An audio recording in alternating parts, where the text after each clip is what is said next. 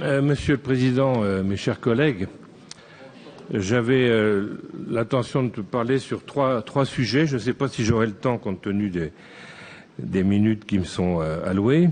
Le premier sujet, c'est le problème de la santé que vous avez évoqué, Monsieur le Président.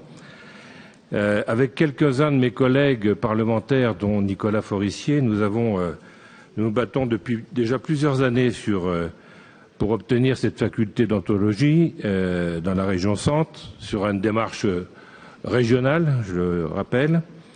Et après avoir rencontré le Premier ministre Jean Castex la semaine dernière, nous nous sommes rencontrés pour essayer d'obtenir satisfaction officiellement pour une ouverture le 22 septembre. C'est vrai qu'à une époque, nous n'étions pas très nombreux pour soutenir ce projet, mais je voudrais, Monsieur le Président, me réjouir que vous ayez fait part de votre soutien sur ce projet en apportant 3,5 millions d'euros dans le cadre du contrat de plan État-région, et je vous remercie de cette avancée. C'est une bonne chose pour notre région et nous aurons l'occasion d'en parler lors de nos vœux cet après-midi. Le deuxième sujet concerne l'agriculture. Vous proposez, dans vos orientations budgétaires, de multiplier par 4 les surfaces consacrées à l'agriculture biologique en région Centre dans le cadre d'un nouveau plan bio. Moi, ça me paraît trop ambitieux. D'ailleurs, c'est l'avis du Césaire. Je ne suis pas, bien sûr, opposé bien au contraire, à ce que les agriculteurs fassent une conversion en bio. Moi, je ne suis pas un dogmatique et je respecte toutes les agricultures. Aujourd'hui, nous avons 12% de la surface cultivée en France en bio.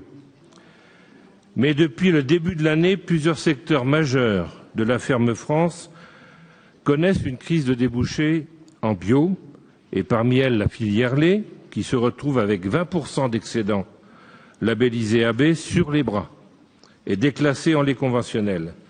20 à 30% de pommes bio cultivées en France sont vendues en conventionnel.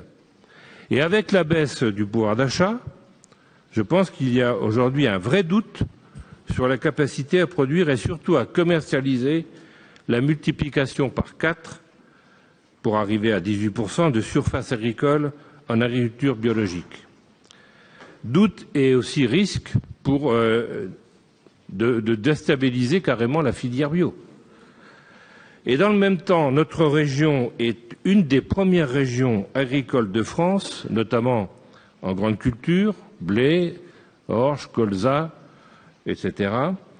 Et elle reste toujours le grenier de la France, mais surtout elle a une capacité exportatrice importante pour notre balance commerciale, et il ne faut pas la négliger parce que c'est aussi notre souveraineté nationale.